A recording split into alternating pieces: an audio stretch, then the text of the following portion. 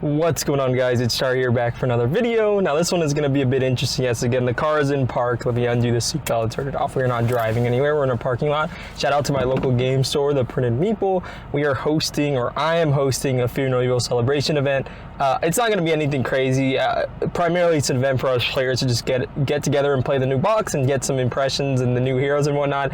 I printed out a sort of a mini campaign that maybe I'll share near the end of this video and go through it. I don't know how extensive this video is going to be or what I'm going to actually record, but I'm a little bit late to my own event that I'm hosting, so I'm not going to spend too much more time in this car. I'm ready to play some Fear No Evil, and I'll check you guys out at the event, and we'll see how it went. See you there. Okay, so here we are at the table. It's going to be a bit of a weird video because I think I recorded like an intro video before the event and then an outro video, but I didn't really take any recordings during the event, so it's going to be a bit interesting.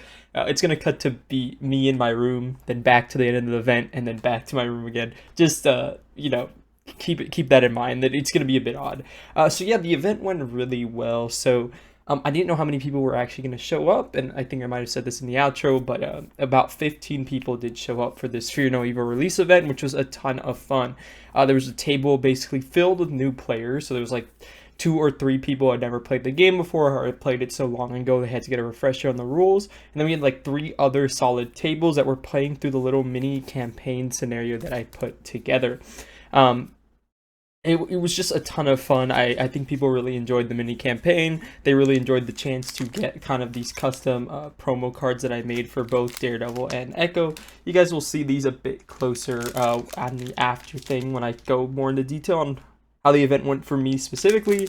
But yeah, it was just really a ton of fun, and I would definitely be down to do it again. I don't know if I can con people to drive down from Austin just for hero pack releases, but I think for big box releases, I think something like this is super approachable, at least for me to host, to make like custom content and like custom alt arts for it, and get people really excited and eager to play the game of Marvel Champions.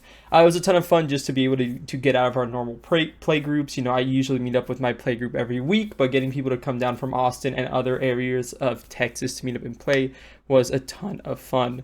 I think that it was the right call. If I'm talking about kind of my campaign, going into it a little bit, I think I'll go into it in greater detail afterwards. It was a good call to kind of mirror the Mojo campaign, but also mirror elements from something like Arkham, where if you lose a scenario, there's like mechanics to fail forward. And like I said, I'll go more into detail when I go into my games, but again, it was 3 scenarios, which was Protection Racket, Getaway, and Kingpin. And so if you lost into Protection Racket or you lost to the Getaway, the fail forward mechanic would still have you move on, because it's only like an 8-hour event. So I want people to play the whole campaign if that's something they feel like doing. It was not forced onto them. They could have played whatever. The new table played Rhino and Claw for the whole time, which is super cool. It's just more people playing the game. It's just always a great time. But yeah, no, I think that the little mini campaign was a smashing success. I think like having 3 small scenarios, or like having the box early, waiting a week, and like curating like the 3 best scenarios and having people play through them was a ton of fun and really exciting for this event. Now I'm probably going to go to the like clip at the end after the event, after it just wrapped up, and then I'm going to go ahead and kind of recap how the event went specifically for me in greater detail after that fact. So see you there. Alright, so here we are with an update. This probably looks terrible because the lighting is just like really low here, but yeah, we were back in my car and you know, do this professionally, right? There was like no videos of people playing games. We had about 15 people come out, which is super crazy and super awesome. I'm super happy that I was able to have a chance to host this kind of like release event. It was a weekend after, so not exactly release, but I was just super happy with the turnout, super happy everyone was having fun playing the little mini custom campaign that I'll probably talk about in a debrief right after this. You'll probably see me in my room here in a couple minutes. But yeah, no, it was such a great time. I got a chance to play through the mini scenario. I got to play against Bullseye in the Protection Racket, along with Purple Man in the Getaway, and then finishing off with the Kingpin, all of them on standard, of course. I was playing Echo Pool basically the entire day. People had been murmuring about Echo Pool, so I made my own variation of it before I came out. It was a ton of fun. I'll probably show you guys that deck too. Yeah, it's just like a really small event recap. Hosting the event was very fulfilling. I'm so glad people had such a good time. Everyone came up to me. They drove down from Austin and whatnot, so we had people that aren't just from San Antonio show up and show through. We had new people playing games. We had a Rhino going on. We had Claw call going on. I'll probably talk about it a bit more in detail once I'm back at my house and get that recorded. But no, I had such a great time. It filled me with so much joy that I want to do it again, I want to host it again, and so maybe we'll plan that for whatever the next box comes. I kind of doubt I can con people to driving down for Luke and Jessica, or maybe Shadowland. People would be interested in doing that, running the mini campaigns there. So we'll see what happens. Yeah, so we'll go ahead and continue the video back at my house. Okay, and now here's a little quick event recap of how my event itself actually went. So I was kind of emceeing the event for a little bit at the beginning, just making sure everyone who came in, knew what they were doing, had a good time, got one of these little mini campaign booklets that I went ahead and wrote and printed out. If you see, they're like a little booklet you can make from a single sheet of paper. So it's pretty cool to have this and like have them have something physical to like flip through and refer to for like the campaign and the instructions. So yeah, in addition to that, I was offering a raffle to enter, and if you entered the raffle, you got both copies of these alt arts that I created that I think are pretty cool. I've had a really good time kind of designing and creating these. We can get a little bit of closer look here if we look here. So I'll show you guys one at a time. We have Echo, which was the first one of the two that I completed, I think. So you have here the awesome David Mack art, and then on the back here, very cool, Maya Lopez. Then on this side, I just finished up reading Daredevil Yellow, and I thought the art was really good. Let's see if we can get a focus here. So there's Daredevil, his hero card. On the back, we have Matt Murdock along with Foggy Nelson, which I think is super thematic. I wish there was an art with like Karen in the similar book, but there wasn't. So we kind of had to do what we had to do. So that was the two alt arts that people who showed up, if they wanted to. Again, not everyone's interested in bling or alt arts, so if they weren't interested, then they didn't have to enter. I wasn't forcing anyone to pay. Essentially, it was just an event to get people to come play the new box and play some great games of Marvel Champions. Quick addendum here. So I wanted to talk about the proxies a little bit more. I actually got these printed on a website called TCGPlaytest.com. They're kind of a newer proxy site on the scene, but if you're looking for a place to get your proxy specifically for, I would say, hero and villain cards, they have a good website. I will have a link to the website down below along with an affiliate link. I was able to get a part of the affiliate program, so if you're looking to proxy stuff in terms of like custom alt art and stuff like that for the game, very good way to do so. Only consideration I would tell you, and why I only said like custom hero and villain arts, is because it is not the same exact size as a Champions card. If you wanted the closest comparison, it would be like a Magic the Gathering card. Champions cards are slightly thinner than a normal standard playing card, so you can't get that one-to-one champion fit. So if you're doing something like making custom alt arts for, let's say like player cards or encounter deck cards, it will be a bit more, you might be able to tell the difference if you play unsleeved, and if you're playing sleeved, it might be slightly different, but maybe a bit less in that sense. I'm trying to get them to work with me to get Marvel Champion size printing, because I think it'd be super cool for custom content. So if that sounds at all interesting to you, go ahead and check them out down in the description below. I think if you use the affiliate link, you do get like a little QR code, kind of like a thank you from them and from me, kind of. So if that interests you at all, or if you want these printed for yourself, feel free to join the Discord down below. I will be uploading my Wonder Man, Daredevil, Echo print files along with the little campaign book that I made for this event in my Discord channel, so feel free to check that out, and we're gonna go ahead and go back to the video. But yeah, so essentially at the beginning I was doing that.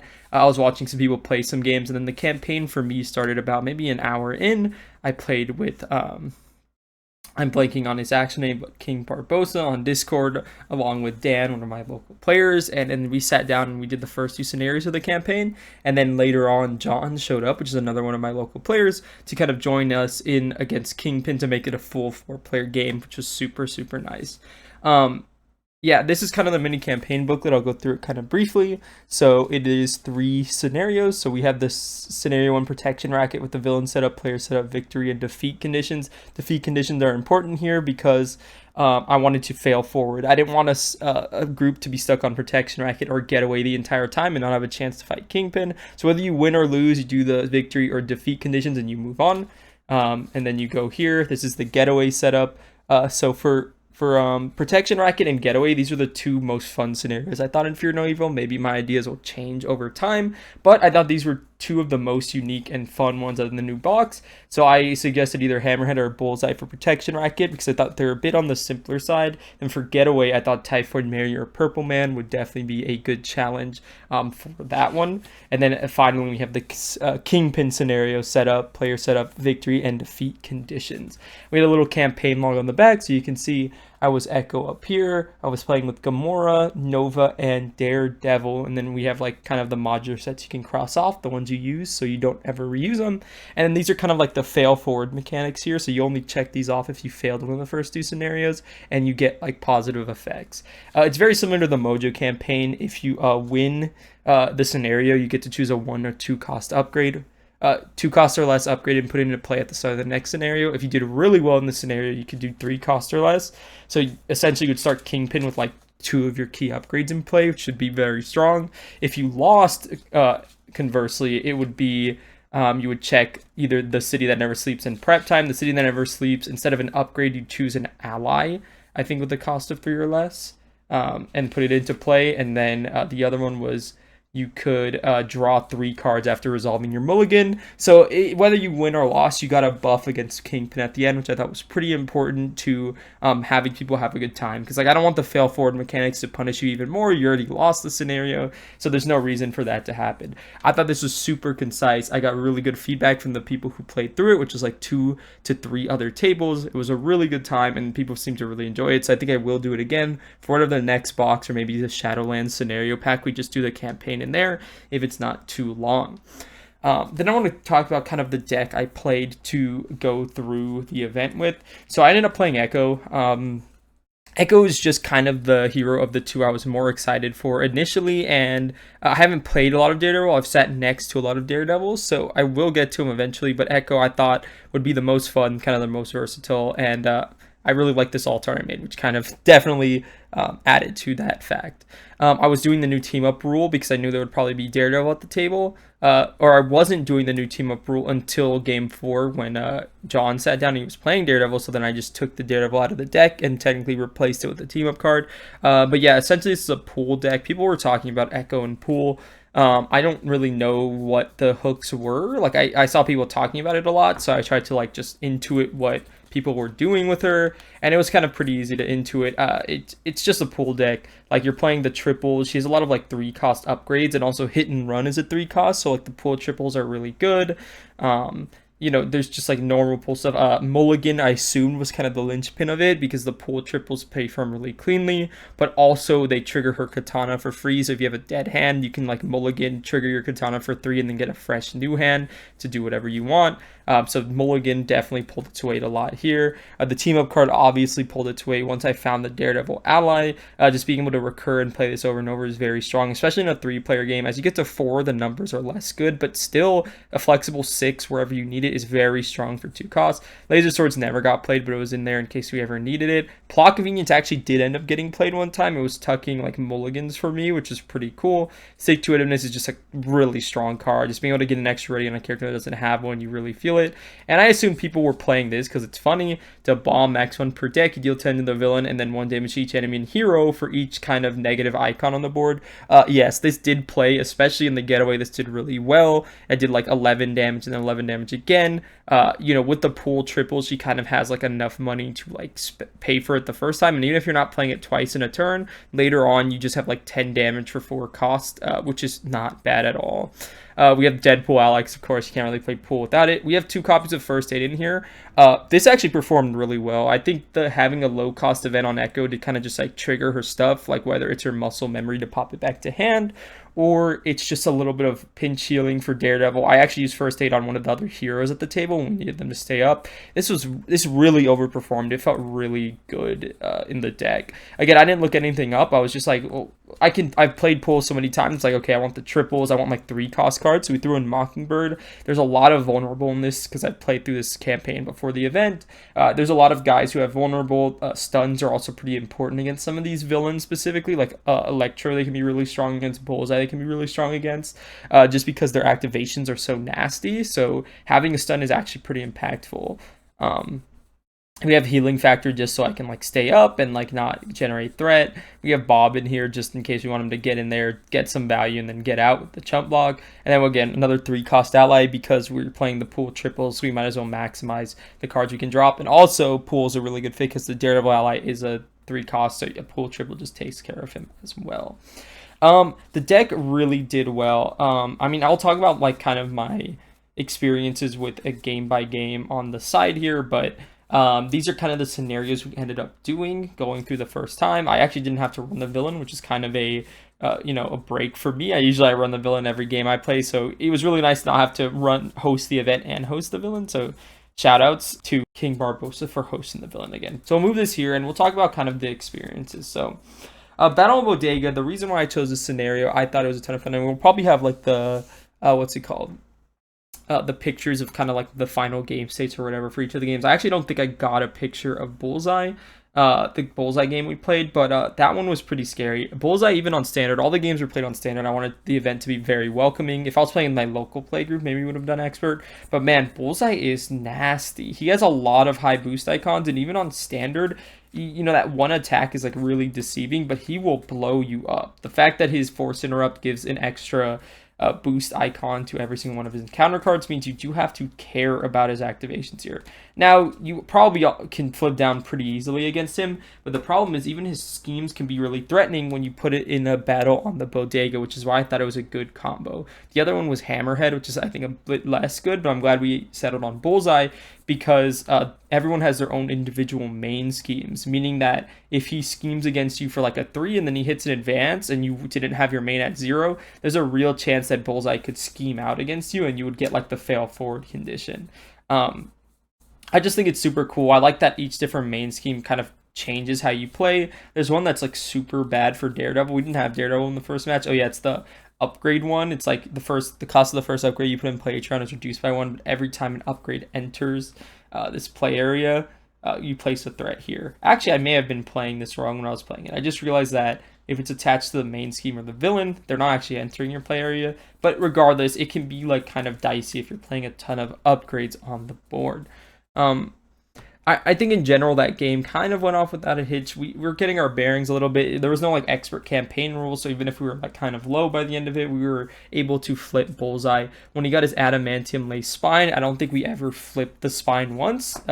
Essentially what this says is that he can only take damage in increments of 3. Anything above 3 goes on here, and then once there's enough damage, it flips over, and then he just takes full damage. We never actually flipped it to the damage spine. I think we actually just knocked him out in 3 players, his 48 health, but just attacks that increments of 3 or less, which was kind of funny that we just defeated him without even flipping his spine, which I don't think is super common for a lot of scenarios. Then the next one we have, and I think we should have an image on the screen here, we were talking about Purple Man. So I thought this one would be really interesting too. I thought this would be more interesting between him and Typhoid, talking about the getaway. Essentially, Purple Man, what he does is all his influence minions gain guard, and they all have like really negative effects if you don't get rid of them with the vulnerable keyword. So like when defeated, you place 3 threat on the main. When defeated, discard the ally with the highest attack in play. Deal 3 damage to the defeating player's identity. Discard the highest cost upgrader support in play, and there's 2 copies of that one, which is gross. And also they have like nasty boost effects, they have boost stars so that Purple Man, what's it called? Each boost card from the Purple Man encounter set that gains boost. Add this activation deal to you as a face-out encounter card. So if he gets his activation and he does an activation against you, and then he can also give you like a double encounter card for turn. Really nasty. And if he hits his minions, it can really slow you down a lot. And slowing you down a lot is a really negative thing in the getaway scenario. This is probably my favorite scenario in the box so far. Again, pending playing the scenarios more times. I really love kind of the decision making that this scenario forces you to do with this out front and alongside permanent card. You just kind of threat is damage in the scenario, and you have to deal damage. These speed counters are going to tick up every round, and if you let them get out of hand, key cards in the encounter deck like Pedestrians and Burning Rubber will make it really hard for you guys to recover, or can even take a player KO from almost full health. This is a scenario that asks you to go fast and asks you to build and play differently than every other scenario in the game, which is why it's kind of a favorite of mine from this box, because it really makes team coordination super important. Makes you guys have to have consistent goals and move to progress the game, rather than everyone just kind of like building out separately and like dealing with the threats on the board but not really making progress. This scenario asks you to make progress, and it's a ton of fun for that fact. I think Purple Man was a scenario when I was able to play the bomb a couple times, like 2 or 3 times over the course of 2 turns, and it was really able. We were in a really bad spot one turn with the threat on the main. We were like pretty close to scheming out, which is also super bad because if you have any threat on the main, you can't even deal damage to Purple Man. But playing the bomb and like replaying it was able to drop off like 20 or so threat, which means we were able to get to Purple Man and attack him and defeat him. If you're able to like kind of get through his his minions pretty well, it shouldn't be too much of a problem. But yeah, again, you don't really want to be defeating them. We had to like kind of play around Fireman a couple times and try and get like key upgrades to higher costs in play that we were okay with getting discarded because there wasn't a ton of stun and confuse. But the little stun and confuse we did have really did go a long way to kind of helping us win the scenario. And then Kingpin. This guy is a final boss. I really like the design of Kingpin. I like that it's very reminiscent of Baron Zemo in the way of something is going on in your first scheme where you can't really damage him.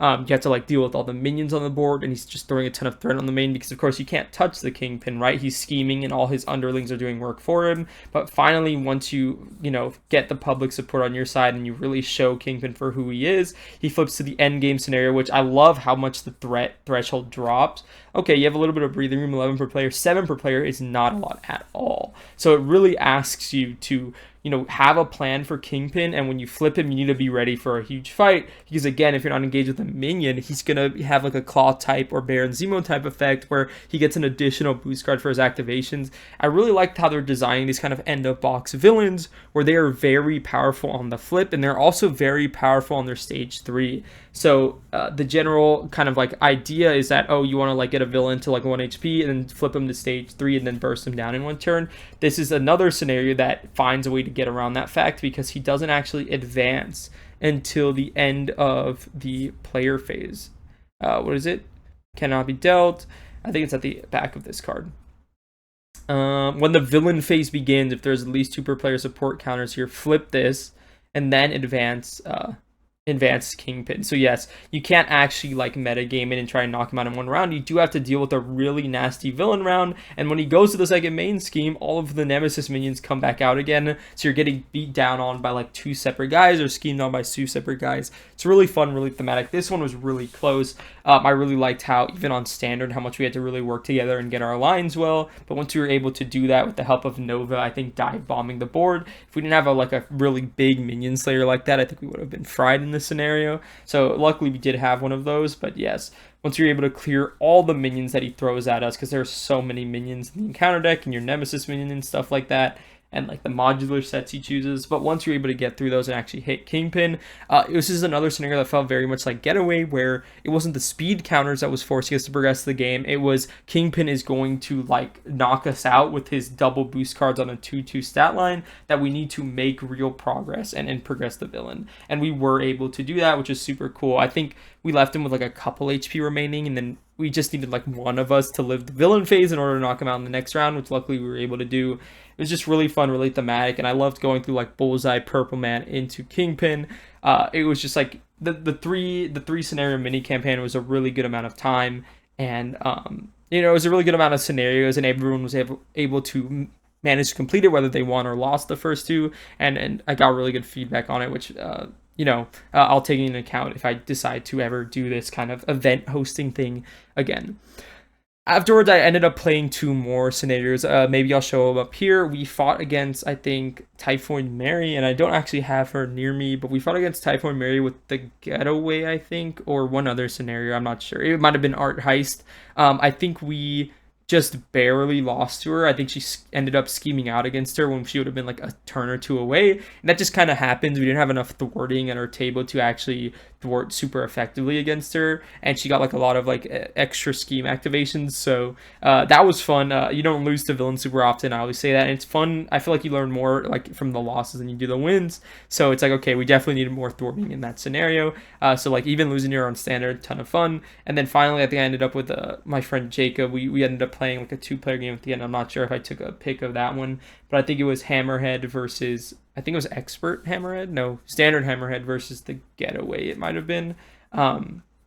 Which again, I think Hammerhead and Getaway is a great combination. I really think it tests you in a lot of ways because he stuns you if he deals damage, which means you need to find a way to defend. But you also need to be pushing a lot of damage onto Hammerhead and doing a lot of thwarting on the main scheme in order to actually do damage, progress the scenario. So that was fun. We were able to snag the win in that one in a couple turns. So in general, Fear No Evil, especially the event, was a smash hit. I've had a lot of fun playing, hosting, and sitting down with people, both old and new, and I really hope to do it again.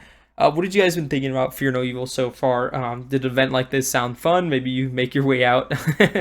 Might be a bit of a far drive for some of you guys to San Antonio for the next event I host, kind of in this similar vein. But it was a ton of fun. I just want to give my experience and kind of like my thoughts after the fact of hosting the event. It was super fun. I look forward to doing it again. If you guys would be interested in like maybe live games, maybe I don't know, like the Meta glasses. I don't think I would ever buy one of those, but maybe some sort of like camera or something that to record games maybe at an event in the future, if that's interesting, with like post commentary. Let me know if that's something that's interesting to any of you guys. That's going to be it for me today. I hope you guys enjoyed this type of kind of breakdown video analysis, kind of talking head and whatnot. I hope you guys are enjoying Fear No Evil. Let me know which scenario has been your favorite thus far and why. Catch you guys in the next video. Leave a like down below. Subscribe if you haven't already. Take care of yourselves. Have a good one. Goodbye.